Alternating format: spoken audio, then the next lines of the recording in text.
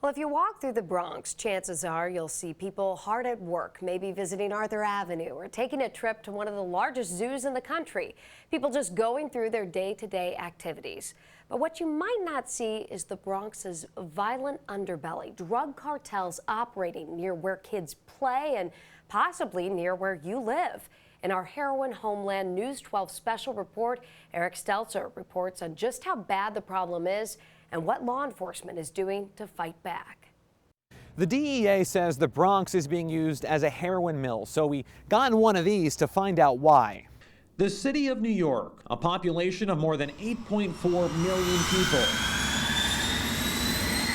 New York City is ground zero for heroin trafficking in the United States. That's James Hunt, special agent in charge of the DEA for New York, talking exclusively with News 12 from the sky above the Bronx. We're going to enter the Hudson about 3 to 4 miles north of the George Washington Bridge in one of the DEA's largest helicopters, taking us to the locations of some of the largest heroin trafficking busts in the Bronx. We're rolling up on the 238 location right now. The chopper is loud.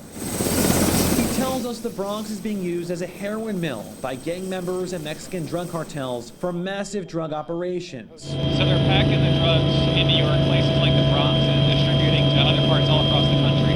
Yeah, New York is the hub. And for the Northeast, it arrives here first, and then it's dispersed to other small cities throughout the Northeast. The Bronx's easy access to highways make it a prime area to set up shop. Right in that area you're looking at now. It's right off 95, a short distance from Route 80, which crosses the country. Almost there. And from most sections of the Bronx, you can get on a highway within a few minutes. They might pay $50,000, $60,000, $70,000 per kilo for the Mexican cartels and sell it to another trafficker here in the States for $80,000.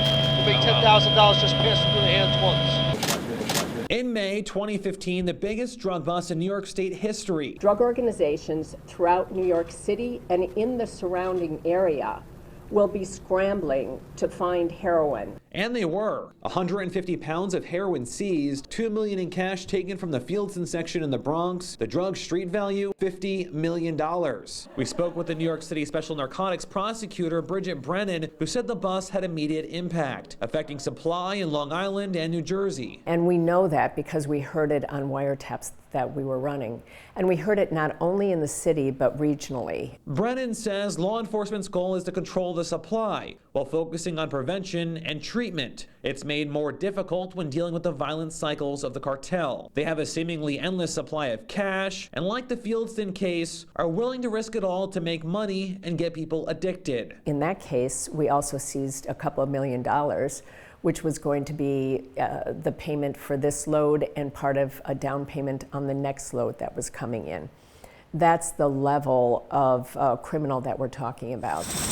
There have been numerous busts since then, the DEA helping build cases from the ground and sky, and the Special Prosecutor's Office eventually putting traffickers behind bars. Once we make the case, I can't think of a situation where we've had an acquittal. The city uses wiretaps to track gangs and cartel members down, Brennan's team using them in court to build a case. But tracking them down is what's complicated. It's an elaborate system. We've seen stuff smuggled, narcotics smuggled with tombstones, prostheses, fake legs. The cartels also operate in cells. The DEA saying many members have no clue they're operating blocks away from each other, working for the same people. And when rival cartels cross paths, that's when law enforcement says blood spills onto the streets. That's what you see when they have the violence comes into drug trafficking.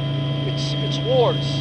They're competing for a piece of the marketplace. The Sinaloa cartel, the biggest, everybody wants a piece of their market. The DEA says the cartel prefer to operate in secret. These locations all near major heroin trafficking busts, near parks, tracks, highways, and in some cases, the suburbs. Law enforcement doesn't see them slowing down anytime soon. In fact, they're just looking for what's next. Fentanyl is coming in from Mexico, but it originates in China.